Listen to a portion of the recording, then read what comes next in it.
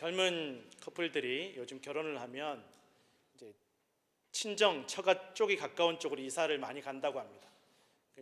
친정 부모님이 또 처갓집 부모님이 이렇게 살림을 대신해 주시기도 하시고 또 아이를 길러 주시기도 하시고 뭘 부탁하기도 마음이 편해서라고 합니다. 아예 그냥 처갓집으로 친정으로 들어가는 경우도 많다라고 합니다. 전에는 그냥 부모님들이 또 친정 부모님들이 그냥 값없이 헌신해 주셨는데 요즘은 공짜가 없다라고 합니다. 맞벌이를 하게 되면 이제 두 부부 중에 한 사람의 사례비나 아니면 두 부부의 수입의 절반을 부모님에게 드리지 않으면 아이를 봐주시지 않고 살림도 안 해주신다라고 합니다. 세상에 절대 공짜가 없다라고 합니다. 아직 이런 정보를 모르셨던 친정 부모님들은 잘 챙겨서 가지시기를 바랍니다. 벌써 웃으시는 분들이 있으신데, 그리고 요즘 젊은 이제 부모님들도 보면 아이들에게 미리 이제 좀 뭐 사달라는 대로 사주는 것이 아니라 돈을 정기적으로 이렇게 용돈을 주면서 이제 엄마 아빠한테 뭐 사달라고 하지 마라. 여기서 네가 알아서 써라. 세상에 공짜는 없으니까 네가 이거 어떻게 돈 쓰는지를 잘 알아야 된다. 공짜가 없다라는 걸 네가 잘 알아야 된다라고 그렇게 가르친다라고 합니다. 세상에 공짜가 없다라고 합니다. 러시아 속담에 공짜 치즈는 쥐덫에만 있다라는 말이 있다고 합니다. 세상에 공짜가 없고 혹시 공짜로 보이는 것이 있으면 10중 8구 나에게 해를 끼치는 함정일 가능성이 크다라고 합니다. 또 경제학자들이 사용하는 말 중에 세상에 공짜 점심은 없다라는 말이 있습니다. 원래 공짜 점심이란 말이 미국 서부 개척 시대에 어떤 술집에서 술을 많이 마시는 사람에게 공짜로 점심을 이렇게 제공해 주는 그러한 일이 있었기 때문에 거기서 생겨난 말이라고 합니다. 그래서 어느 정도 술을 마셔서 매출을 올려주면 점심을 공짜로 주는 것입니다. 그런데 사실 알고 보니까 그 점심이 공짜가 아니더라는 것입니다. 공짜 점심을 먹으려면 그만큼 술을 많이 마셔야 되고 당연히 술값을 많이 내야 된다라고 합니다. 결국은 그 술집이 제공하는 그 점심 식사에는 그 점심 식사는 술값에 다 포함이 되어 있다라는 것입니다. 그러니 그것을 몰라도 공짜 점심 때문에 마음이 끌려서 더 술을 많이 마시고 술값을 많이 내게 되고 또 알아도 이게 술값에 점심값이 다 포함되어 있다는 것을 알기 때문에 내 점심을 찾아 먹기 위해서 더 술을 많이 마시게 된다는 것입니다. 그래서 공짜는 없다라는 것입니다. 오늘날 비즈니스에도 이런 원리가 많이 사용된다고 합니다. 뭐 1+1이나 사은품을 많이 준다고 하지만 알고 보면 공짜가 아니다라는 것입니다. 옛날 이솝우화에 산에 사는 야생 들나귀가 있었습니다. 이 들나귀가 항상 이렇게 떠돌아다니면서 산속에 살다 보니까 춥고 배고프고 이제 먹을 것이 있을 때도 있고 없을 때도 있고 계절에 따라서 때에 따라서 자기 생활이 너무 들쭉날쭉하니까 너무 힘이 든 것입니다. 그래서 어느 날 이렇게 사람이 사는 동네에 내려왔는데 보니까 집에서 사람이 키우는 나귀가 항상 때가 되면 밥이 꼬박꼬박 나오고 추위에 마구간 안에서 편안하게 따뜻하게 지내는 것을 보고 너무 부러운 것입니다. 나도 좀 저렇게 살고 싶다. 나도 저 집에서 기르는 나귀처럼 때 되면 밥 나오고 밤에 찬 이슬과 눈과 비를 피할 수 있는 그런 따뜻한 집에서 살고 싶다라고 생각하면서 부러워했다라는 것입니다. 그래서 그 마구간 근처에서 항상 이렇게 머물면서 돌아다니고 있었는데 어느 날 충격적인 것을 목격을 했습니다. 이 야생 나귀가 보니까 집에서 기르는 그 나귀가 커다란 짐을 등에 지고 힘겹게 걸어가는 것입니다. 그런데 거기서 끝난 게 아니라 나귀 주인이 이 집나귀에게 고래고래 소리를 지르면서 사정없이 채찍질을 하였습니다. 이 야생 들나귀는 깜짝 놀라서 도망을 갔다고 합니다. 자기가 부럽게만 생각했던 그 집나귀의 생활이 사실은 배부르고 등 따뜻하게 놀고 먹는 생활이 아니라 무거운 짐을 나르고 주인의 채찍질을 맞는 대가를 담보하는 것이라는 사실을 비로소 깨달았다는 것입니다. 두 번 다시는 이 야생 들나귀가 집나귀 근처에는 오지도 않았다고 합니다. 성경 민수기 11장에 보면 이스라엘 백성들이 애굽에서 나와서 긴 노예 생활, 이제 정말 벗어나고 싶었던 그 노예살이에서 벗어나서 가나안 땅으로 가고 있었습니다. 이 광야길에 먹을 것도 없고 마실 것도 없던 그 광야길, 계속 움직여야 되기 때문에 농사도 지을 수 없는 그 광야에서 하나님께서 값없이 거저 하늘에서 내리는 만나로 먹이시고 바위를 가르시고 물을 내어 주셨습니다. 그리고 그들을 돌보시고 부족함이 없이 그들을 인도하셨습니다. 그런데 그 이스라엘 백성들 가운데 불평과 원망이 터져 나오기 시작합니다. 민수기 11장 4절에서 9절 말씀입니다. 그들 중에 섞여 사는 다른 인종들이 탐욕을 품음에 이스라엘 자손도 다시 울며 이르되 누가 우리에게 고기를 주어 먹게 하랴. 우리가 애굽에 있을 때에는 값 없이 생선과 오이와 참외와 부추와 파와 마늘들을 먹은 것이 생각나거늘 이제는 우리의 기력이 다하여 이 만나 외에는 보이는 것이 아무것도 없도다 하니 만나는 가시와 같고 모양은 진주와 같은 것이라 백성이 두루다니며 그것을 거두어 맷돌에 갈기도 하며 절구에 찍기도 하고 가마에 삶기도 하여 과자를 만들었으니 그 맛이 기름 섞은 과자 맛 같았더라. 밤에 이슬이 진영에 내릴 때에 만나도 함께 내렸더라. 만나는 이스라엘 백성들이 전혀 수고해서 얻은 것이 아닙니다. 노력해서 얻은 것이 아닙니다. 완벽한 공짜였습니다. 하늘에서 얻은 양식이고 하늘에서 내려주신 생명이었습니다.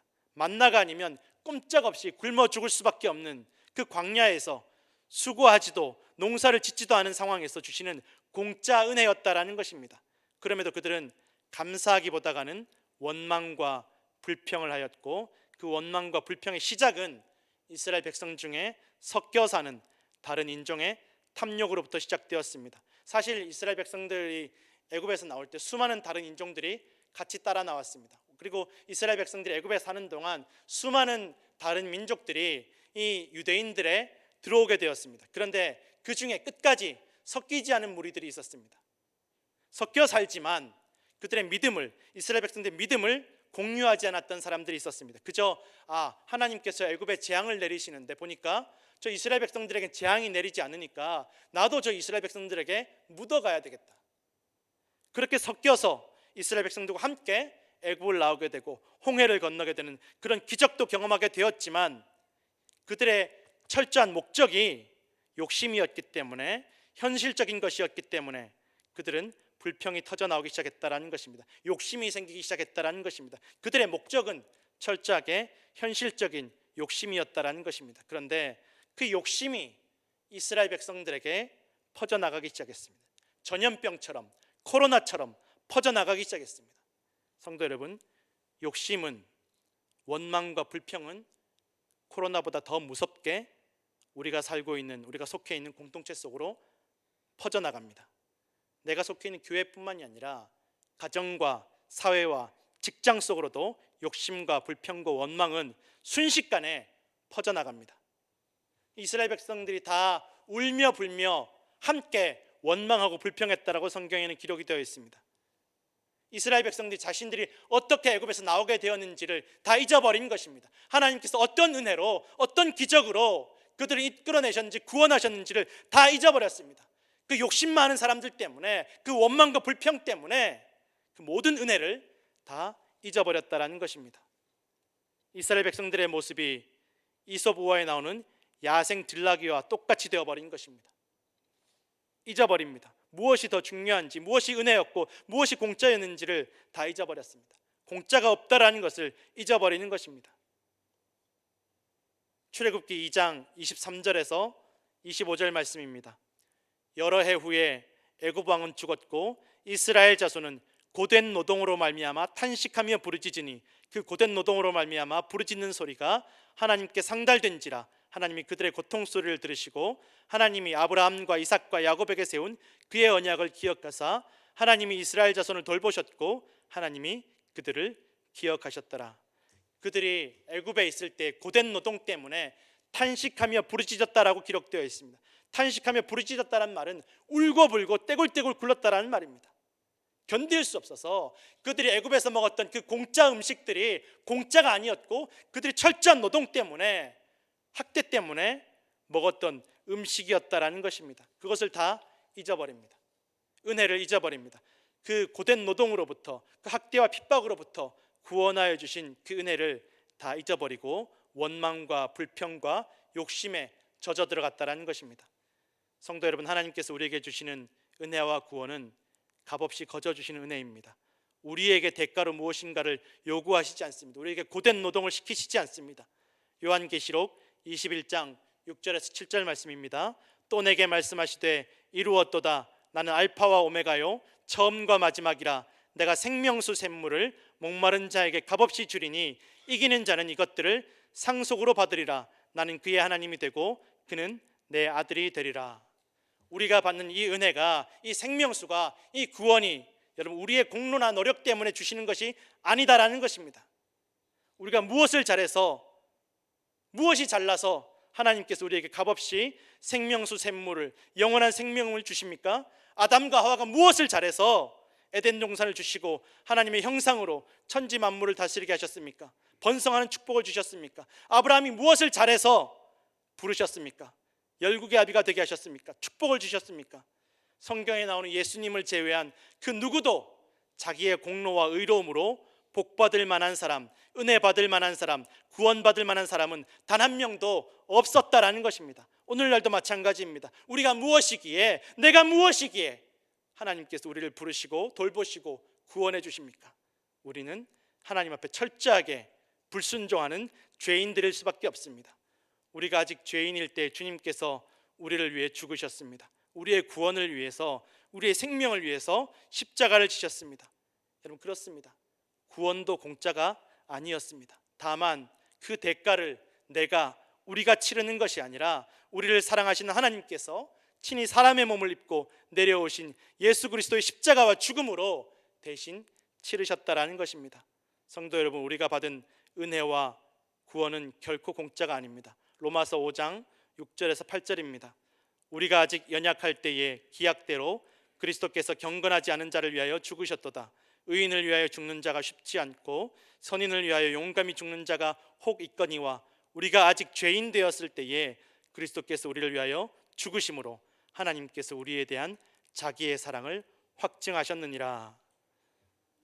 우리가 그 대가를 치르지 않았기 때문에 공짜라고 생각하지 마십시오. 은혜를 잊고 무시하며 살아가지 마십시오. 우리가 누리는 모든 것이 결코 당연하고 마땅한 것이라고 생각하지 마십시오. 내가 마땅히 당연히 누려야 할 것으로 착각하고 교만하지 마십시오. 부족하다고 원망하고 불평하지 마십시오. 우리를 위해 십자가를 지시고 죽으심으로 다시 살아나심으로 우리의 모든 죄와 죄의 삭슬 단번에 해결하신 주님의 은혜를 기억하시는 성도들 되시기를 부탁드립니다. 그래서 하나님의 부르심과 은사에는 후회하심이 없습니다. 우리는 하나님의 긍휼을 입은 자들입니다. 우리를 사랑하시고 불쌍히 여기셔서 우리에게 베풀어 주신 그 은혜를 기억할 때 우리는 죄악의 길로, 멸망과 사망의 길로 가지 않을 줄로 믿습니다. 오늘 성만찬과 세례를 베풀게 됩니다. 예수 그리스도의 은혜와 사랑과 희생을 기억해야 될 줄로 믿습니다. 우리의 공로나 의로움이 아니라 예수 그리스도의 공로와 희생과 사랑으로 우리에게 베풀어 주시는 것입니다. 내가 무엇인가를 잘해서 내가 세례 받은 것이 아니라, 내가 무엇인가를 잘해서 내가 이 성만찬을 받는 것이 아니라 예수 그리스도의 보혈의 공로로 우리가 이 세례를 받고 성만찬에 참여하는 것입니다. 이 성찬과 세례에 참여하는 모든 성도들께서 이것을 기억하시기를 간절히 부탁드립니다. 성도 여러분, 고난주간이 시작됩니다. 이 사순절 기간 중 기도에 힘쓰셨던 성도 여러분, 이 고난주간에 더욱 하나님의 사랑과 은혜를 기억하시고 감사로 응답하시는, 또한 영원한 생명에 대한 소망을 품으시는 성도들 되시기를 간절히 축원합니다. 기도하겠습니다.